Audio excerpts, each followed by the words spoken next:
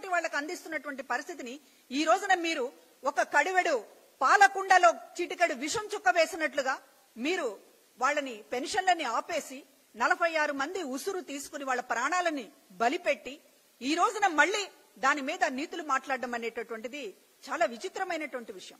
అసలు చంద్రబాబుకి పాప భీతి అనేటటువంటిదే లేదు.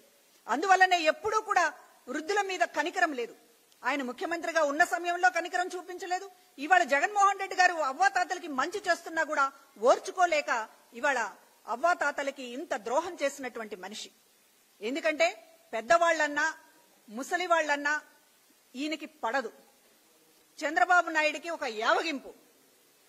అందువల్లనే ఈ రోజున ఇంత దుర్మార్గానికి ఒడికట్టాడని అనుకోవాల్సి వస్తుంది.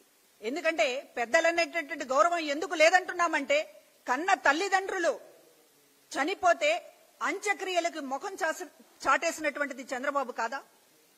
ఈ వీడియో కానీ మీకు నచ్చినట్లయితే లైక్, కామెంట్, షేర్ చేయండి. మరిన్ని అప్డేట్స్ కోసం సబ్స్క్రైబ్ చేయండి.